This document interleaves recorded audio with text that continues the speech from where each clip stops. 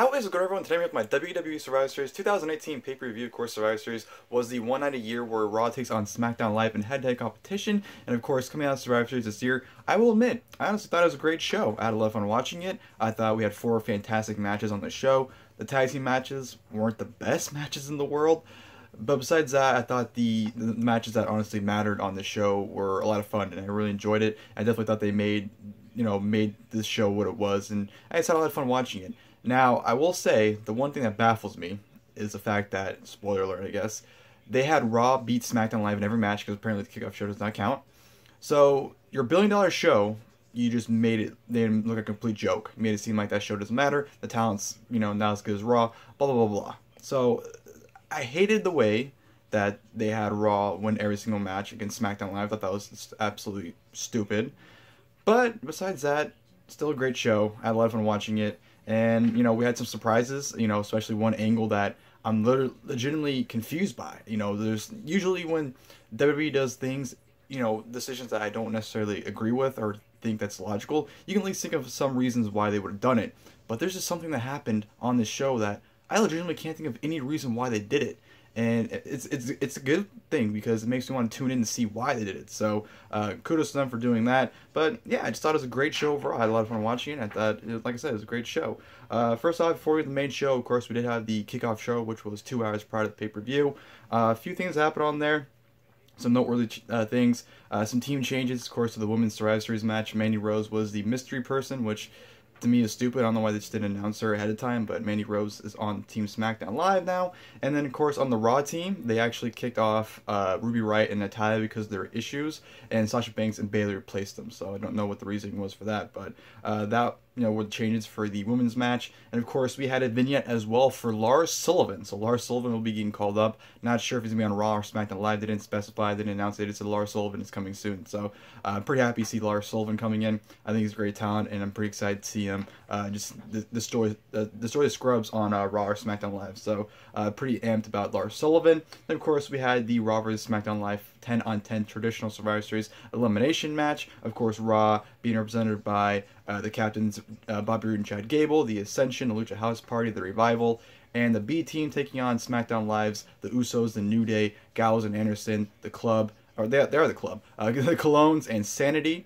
Of course, New Day came out. They introduced their team greatly. Anderson Gallows got a great introduction. The Colognes got no reaction whatsoever. And the match itself, the first half of this match is terrible. It's very botchy, you can tell it's very unorganized. Looked like everyone did not know what the fuck they were doing. It was bad. But once it came down to a 4-on-4, when you had 2 tag teams left, which were the New Day and the Usos, as well as Gable, Roode, and I believe the Revival, because they're the last team. It was an awesome match from there on out. So, but yeah, the first half, absolutely terrible. The eliminations in order goes like this. The Clones were eliminated by the Revival via the Shadow Machine. The B team were eliminated by Anderson once Anderson rolled up, I believe, Bo Dallas, or Curtis, I think it's Curtis Axel, I don't remember who. SAnitY got eliminated next by Bobby Roode and Chad Gable off of the Rude Awakening Moonsault combination, which is an awesome finish, might I add.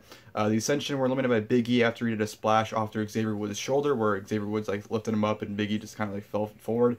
Eliminated the Ascension from there. The Good Brothers eliminated next by Grand Metalik via a Swanton, a Springboard Swanton. Lucha House Party, which, by the way, all 3 members were able to compete in this match, because I don't know if Kalisto got legit injured or what, but I just thought it was ridiculous how all 3 of them were able to be in the ring. Lucha House Party was eliminated next by the Usos via Samoan Drop, the Springboard Samoan Drop, not Springboard, but the pop-up Samoan Drop. That was, which Lindsay Dorado, I believe it was. Pretty nasty landing on that. Bobby Roode got eliminated by Big E off of the up, down, down.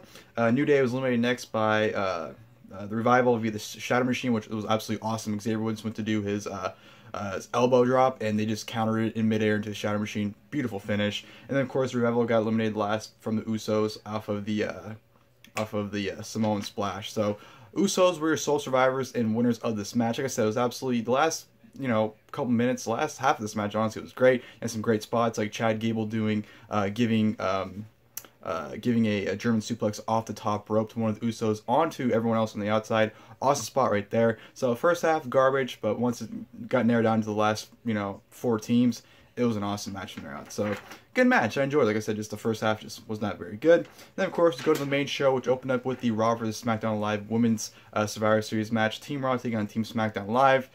It was a match. It wasn't a good opener. I didn't enjoy it. Nia Jax was just absolutely hated. She was booed out of the fucking building. The only people that are noteworthy that looked impressive was Mandy Rose. She looked great in this match, literally and figuratively. I thought her in-ring work looked really good.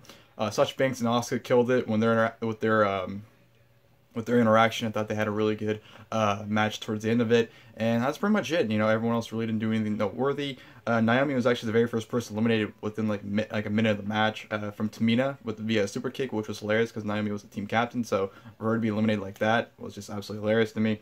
Tamina got eliminated next by Carmella via a roll-up, and then of course Carmella did a dance break after to celebrate, so I thought that was pretty funny. Mickie James got eliminated next from Mandy Rose when Sonya Deville hit a sliding knee onto Mickie James, but you know, Mandy Rose had to up Sonya by pinning her instead. So Mandy Rose eliminated Mickie James with the assist from Sonya Deville. Carmella got eliminated next from Bayley after the Bayley belly eliminated Carmella like that. And Mandy Rose was eliminated next by Sasha Banks via the bank statement. She tapped after that, which she didn't tap. She saw a fly on the mat and tried to swat it. She didn't tap out. Fact. And then, of course, Bayley and Sonya Deville actually got a double countout, so they had eliminated via double countout. Sasha Banks got eliminated by Asuka via the Asuka lock. And then, of course, excuse me. And then, of course, Asuka was eliminated by Nia fucking Jax. The most hated person in the world, apparently.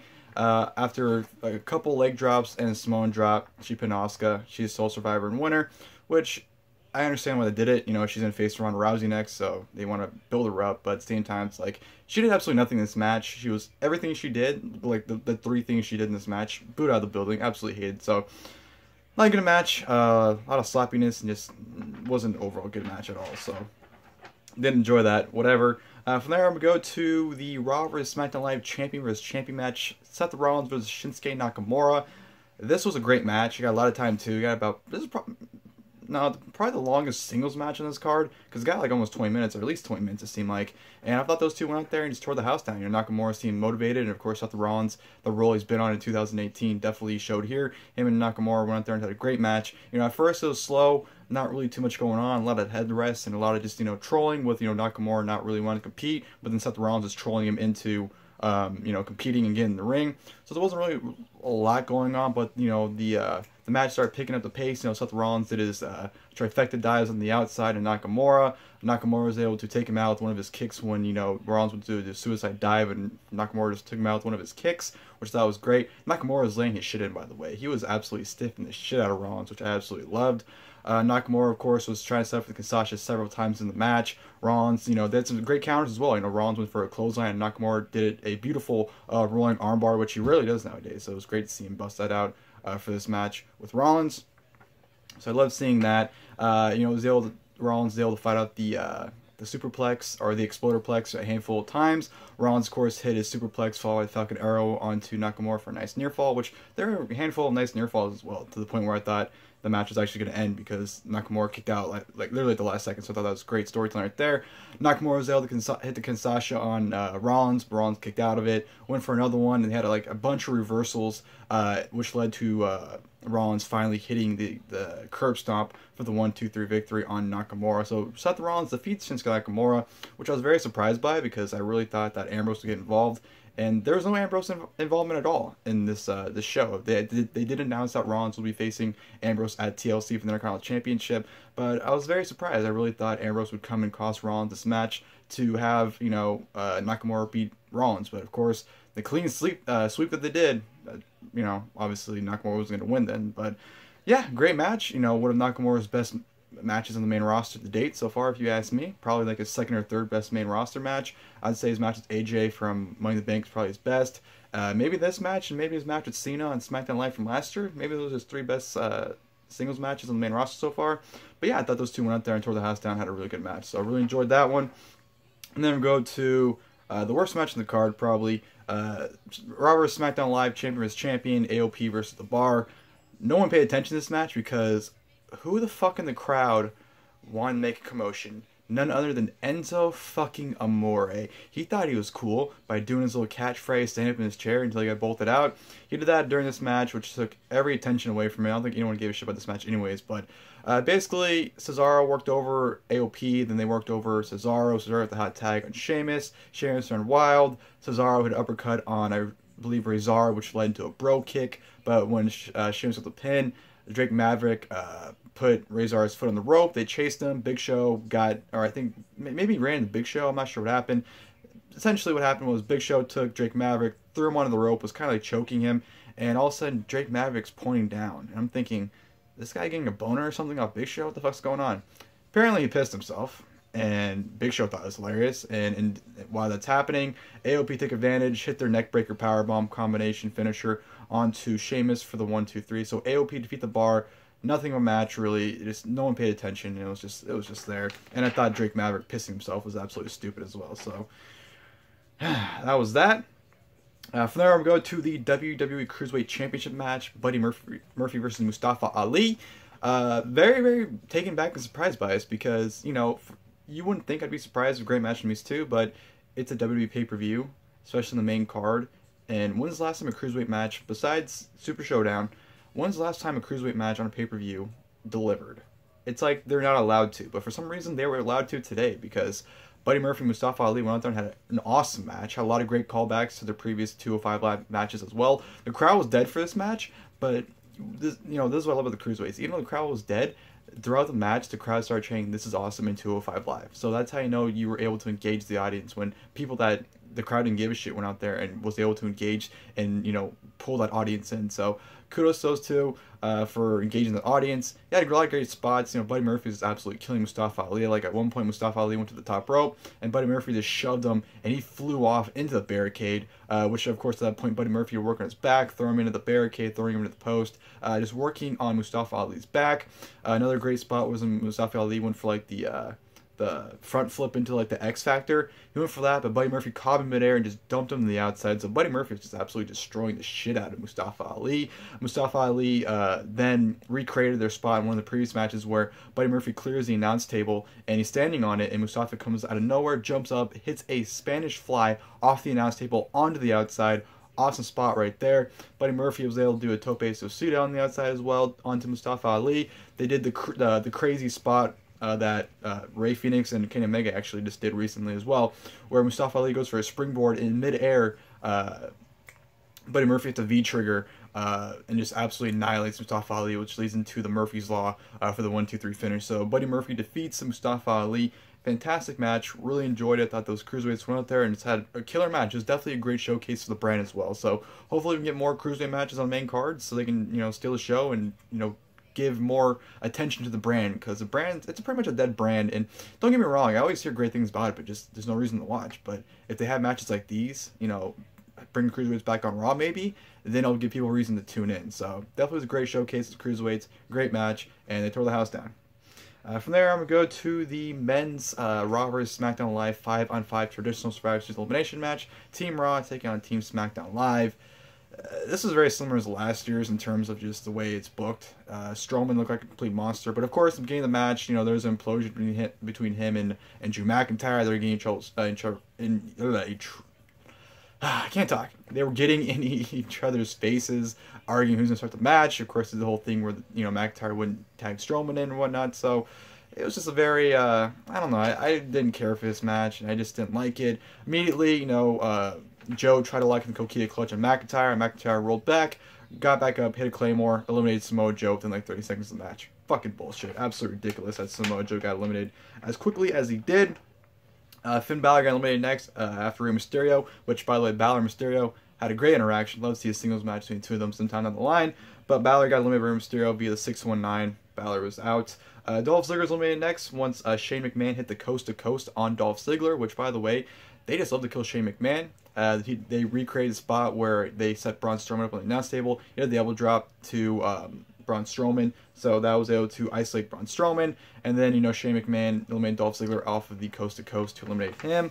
So Ziggler was out of the match. And then, of course, you know, Shane was just on a coast-to-coast spree. Miz was trying to get him to do coast-to-coast to everyone, it seemed like. And I believe he had to do it to, I forgot who's doing it to, maybe Bobby Lashley. I don't really remember too much who he was trying to hit it on. But he went to do it, but Braun just smacked the shit out of him in midair, and Braun just went absolutely ape shit. Eliminated Jeff Hardy off the power slam, so Jeff Hardy was out of the match. Eliminated Rey Mysterio almost immediately after that with another power slam, eliminated him. Miz was eliminated off of a power slam, and then Shane McMahon was eliminated after a power slam as well. So sole survivors this match were Bobby Lashley, who absolutely did nothing in this match. He did like a standing vertical suplex, but that was about it. He didn't do anything besides that. Drew McIntyre and of course Braun Strowman. So those were your 3 sole survivors of this match. And of course afterwards, Corbin blindsided Strowman real quick and ran off because the whole gimmick was Strowman gets what he wants after Survivor Series, and of course it's after Survivor Series. So I don't know. I didn't like the match. I just thought it was whatever. Just thought it was very similar to last year's in terms of just not really delivering. And I don't know, the crowd didn't care for it. And I just thought, the eliminations were ridiculous. And they just did the whole thing with Strowman like they did last year, where he just absolutely dominated everyone. So it wasn't much of a match, to be perfectly honest. From there, we go to the Raw vs. SmackDown Live. Ronda Rousey vs. Charlotte Flair match. This match honestly exceeded my expectations. I thought these two went out there and had a killer match. I know there were some complaints because the match was kind of all over the place, which it was in terms of it didn't. That's what I liked about this match.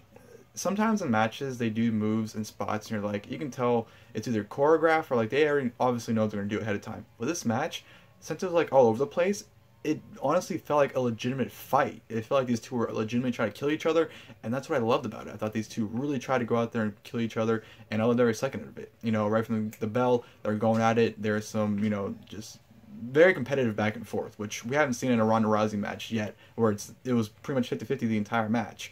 And there's some great spots as well. Ronda Rousey got busted open when, Charlotte just clocked the shit out of her with an elbow. Charlotte, threw Ronda Rousey into the bottom turnbuckle, which I thought might have killed her. Ronda Rousey at one point gave her her judo Samoan drop, and then as she's saying yeah, I'm the baddest bitch, Charlotte just nailed her with a huge fucking spear for a great near fall right there. There's a lot of great transitions and counters, Charlotte, giving Ronda a powerbomb and then locking in the Boston Crab, and then of course Charlotte or Ronda Rousey trying to lock in the armbar on Charlotte as she was trying to lift up for a powerbomb. Just a lot of great stuff and great intensity from both women too. Charlotte looked like she was legitimately going there trying to kill Ronda, and I thought they went out there and told a great story. She locked in the figure 8, which I was really worried that Ronda was going to tap out, but thankfully Ronda didn't tap out. She was able to reverse and get out of it. She tried locking the armbar, but, Charlotte was able to get out of the ring to avoid it. And then, of course, she teased a count out. The referee got to 8, and then, Charlotte rolled back in, and then she rolled back out. I'm like, what is she doing? It was very odd to see Charlotte, back away and not want to be in the fight. But then Ronda came on the outside, tried to chase her, and then all of a sudden, out of nowhere, Charlotte just clocks her with a kendo stick. So Charlotte clocks Ronda with a kendo stick, and I'm thinking, okay, they didn't want to pin Charlotte, so that's why they did it. But then all of a sudden, Charlotte just doesn't stop. She's beating the fuck out of Ronda Rousey with the kendo stick. She's just clocking her. She's throwing the ring, clocking her. Referees are trying to get her to stop. She's refusing. She gets a chair, starts beating the fuck out of Ronda Rousey with the chair. And then all of a sudden, she wraps her head around the chair and just starts stomping on the chair with, of course, Ronda's head in between the chairs, so it's crushing her throat. I'm just thinking, what the fuck's going on? And it wasn't a quick beatdown. This beatdown went a good 5 to 10 minutes. It was a good long post-match angle, and it wouldn't stop, it seemed like. And of course the crowd was loving it, chanting thank you Charlotte and everything like that. It was awesome, but I was just genuinely confused. I can't sit here and make any sense out of that angle. I loved it, but I can't think of a reason why they did it. And I don't know if Charlotte's a heel now or what, but it was just crazy, to see Charlotte in that spotlight and see her so nasty and not giving a shit and literally just hitting the kill at that point. It was very intriguing, very interesting. But like I said, I have no idea what the fuck the mindset is for that. And I'm very curious to see how they go going forward. Because like I said, I don't know. What scares me is that they're going to do Ronda and Charlotte at WrestleMania still. Because I really want to be Becky instead. They might even do a triple threat with all 3 of them, but I don't know, because obviously they have to have another match, but they're on separate shows, so the only way they can have another match is if they do it at WrestleMania, it seems like. So I'm just very worried that Charlotte's still going to face Ronda at WrestleMania, which I don't want to see. Even if it is in a triple threat with Becky, I just don't want to see Charlotte anywhere near Ronda and Becky. But great match. By far, Ronda's best singles match. I wouldn't say it's her best overall match, because I think the tag match is still her best match from WrestleMania. But definitely by far her best singles match. She looked absolutely superb. And you know, if you put Ronda in a match where it's competitive, it doesn't make her look weak. It makes her look good. And I thought her and Charlotte had a great competitive match. And I thought it was a great fight. So Ronda and Charlotte definitely delivered. Past my expectations, to be perfectly honest. I thought it'd be very good, but I didn't think it'd be as great as it was. So great stuff. And yeah, just, you know, Ronda, of course, did the whole, you know, sad angle where she's all beaten and broken in the crowd, you know, pretty much saying, ha, fuck you, deserve it. And I thought that was pretty funny, but just all around, great match, great angle. I'm invested in the future, so great stuff from there. Then, of course, go to the main event, which was the Raw vs. SmackDown Live champion versus champion match. Brock Lesnar versus Daniel Bryan. Bryan comes out, goes to the yes, immediately just goes, nope, not doing it. And Brock Lesnar comes out, and while Brock Lesnar's making his entrance, Bryan's like taunting Lesnar. He's like getting in Lesnar's face, like, come get me, like, yeah, fuck you, you know. He's just getting in Lesnar's face, like provoking him. And the match starts, and immediately Bryan goes after Lesnar, but of course Lesnar immediately just shuts Bryan down, hits a German suplex, which nearly kills Daniel Bryan. It looks like he's just laying there dead. Like, he literally is not moving after one German suplex. He was fucking dead. And then all of a sudden, Brock just starts hitting them with some belly-to-bellies. You know, your typical Brock Lesnar match. Just hitting a lot of suplexes for like the first, 5 to 8 minutes. Just absolutely nothing's happening. Hits an F5 on Daniel Bryan. Goes to pin him, but lifts Bryan up before the 3 count. So 3 count over happens. Puts Bryan in a bear hug. 2 of them, by the way. Not just 1, but 2 of them. And then he goes for another F5. But when he goes to throw Bryan, kicks the referee and lands on his feet. And what does Bryan do? Low blows Lesnar. Charges up for the running knee, hits the running knee, 1, 2, 2.9. I kid you not. I legitimately thought it was a 3 count. I even sent a tweet out that said Bryan beat Lesnar, like something like that, and I had immediately deleted it because I didn't realize it wasn't a 3 count. I legitimately thought it was a 3 count. It seemed like it.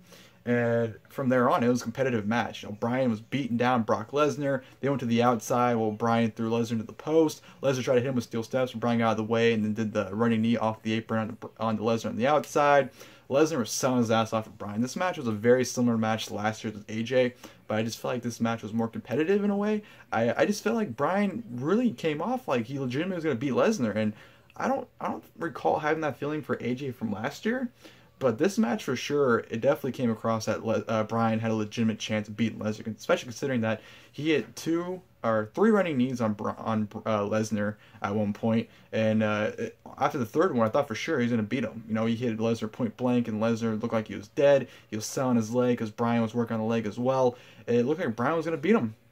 And of course, Brock kicked out, and then of course Bryan was locked in the yes lock on Lesnar, and or Lesnar went for an F5, but his leg gave out, and Bryan locked in the yes lock, and Brock's face was turning like straight pink, like I'm talking like Pepto-Bismol pink, and I thought Lesnar was gonna tap out for like a good minute. You know, even when Bryan was applying it, he was just smacking the fuck out of Lesnar. He was laying his hits in and locked in that yes lock, and I thought Lesnar was gonna tap, but of course Lesnar was able to counter it.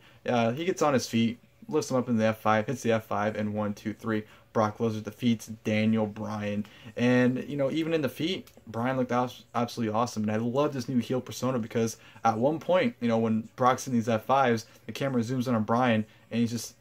he has a huge sadistic smile and laugh on his face. I'm thinking, something has to be happening if Bryan's loving it. And, I mean, obviously nothing happened, but I just thought Bryan looked like he could legitimately beat Lesnar. I'm telling you, with the running knees and the, you know, even the yes lock submission when Brock was in it, I legitimately thought Daniel Bryan was going to beat Brock Lesnar. And, you know, that's WWE's job, is make you believe people have chances of winning. And they don't make that, that doesn't happen very often. You know, how many Brock Lesnar matches have you seen the last couple of years where you legitimately thought so-and-so was going to beat Brock Lesnar?